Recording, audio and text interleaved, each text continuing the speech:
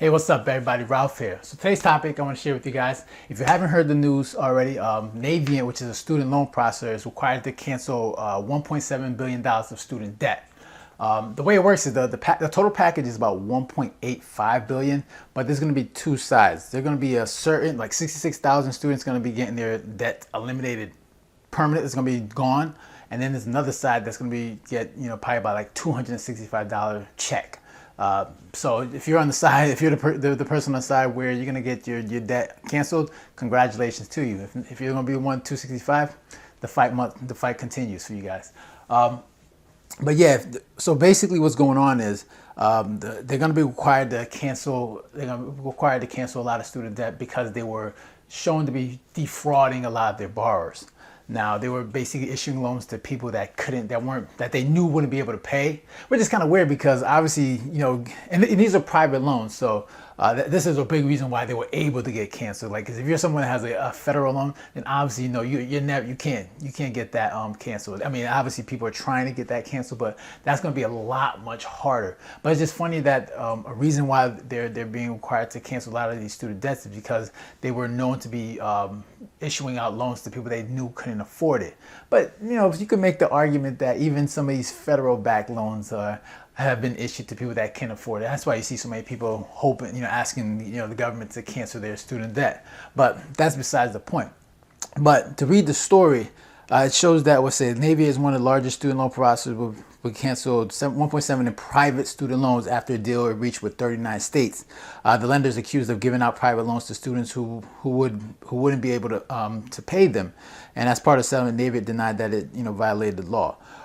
So basically what it is like it says the loans in question are private loans, meaning that they aren't guaranteed by the federal government. As part of the settlement, the company will make a one-time payment of about $145 million to the states. But nearly 66,000 borrowers are expected to get their loans cleared under the $1.85 billion deal. So like I said, that about 66,000 students are going to be able to get their loans eliminated outright. And then another group is going to be getting, like $265. And according to CNN, because I have two reports, I have one from CNBC and another from CNN. So I said the deal will settle litigation brought by several state attorneys generals that claim that Navient, one of the largest student loan servicing companies in the U.S., engaged in unfair practices and made predatory loans to students who were unlikely to be able to pay them back. About 350 federal student loan borrowers from Navient placed in long-term forbearance, which allowed them to temporarily stop making payments, will receive about $260 each, totaling $95 million in restitution. Additionally, Navient must fully cancel the remaining balances of private loans borrowed by 66,000 students, totaling $1.7 billion. Those loans were largely made between 2002 and 2010. So it seems like what they were talking about is that I guess that what Navient was doing, that they issued these loans to people that wasn't able to afford, be able to pay it. Also, they put a lot of these borrowers in forbearance instead of put them on like an income-based plan. And while they were in forbearance, interest was still accruing. So a lot of people would thought that when they put in forbearance, it would stay the same, their balance. But as you know, a lot of these loans, have a lot of interest on them. So if you put them in forbearance, it's still interest is being put on them. So by the time that you're going back to payment, you see that your loan exploded. You see that your loan is even more than what it was when you put it in forbearance. So a lot of people are having that issue.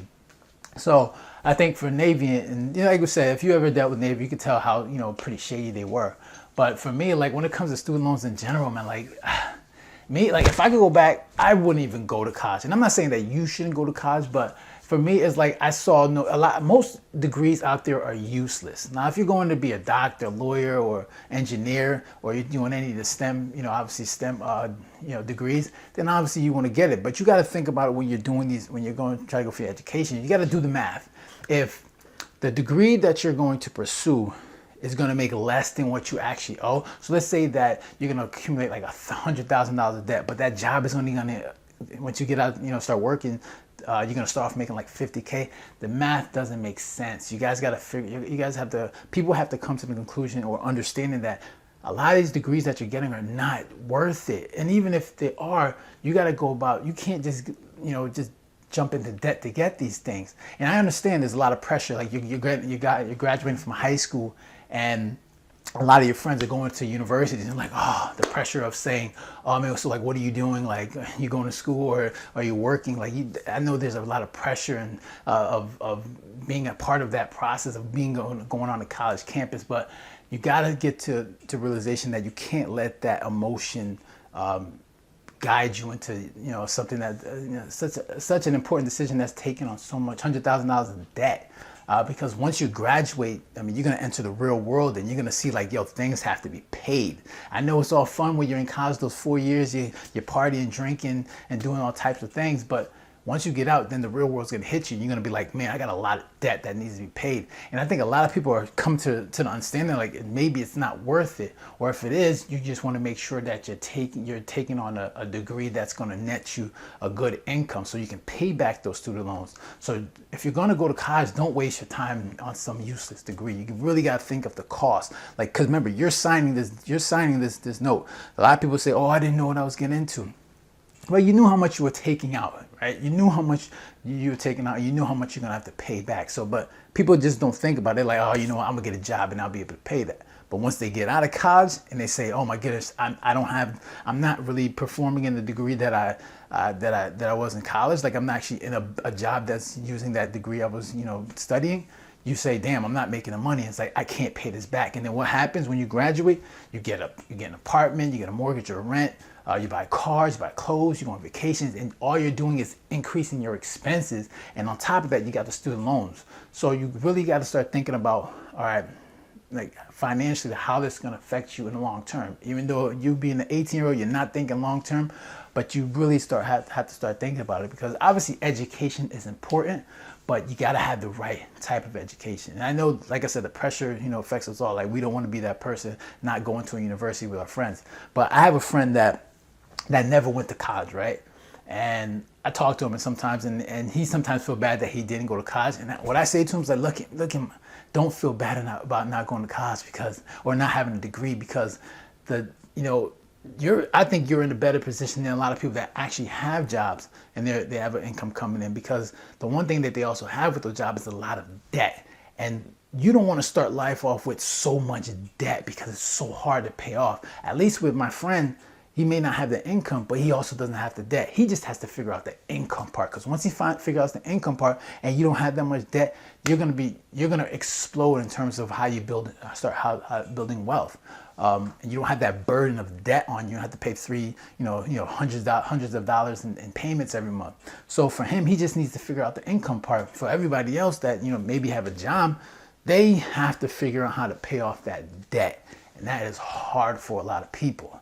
So I always tell, a lot of people that even if you don't have degrees, look, man, you just got to figure out the income part, because you don't have the debt, which puts you ahead of a lot of people right now, especially people that are struggling with a lot of student loans. Because as you can see, even though they have the education, man, that debt is holding a lot of people back, which is why, a lot of people are hoping, to get, the debt canceled by government, which, look, man, people have been trying to get that done for years and still hasn't worked out. I mean, they've been able to, go after some place like Navient or all these for-profit organizations that have been providing loans.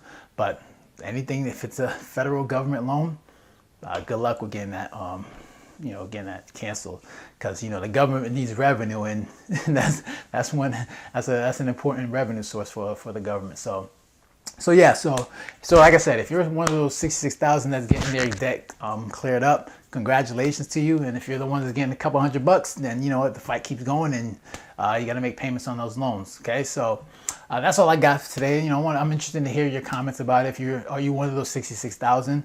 If you are, leave a comment down below. Make sure to hit the like button and don't forget to subscribe. Right? So guys, take care. Have a good one. Later.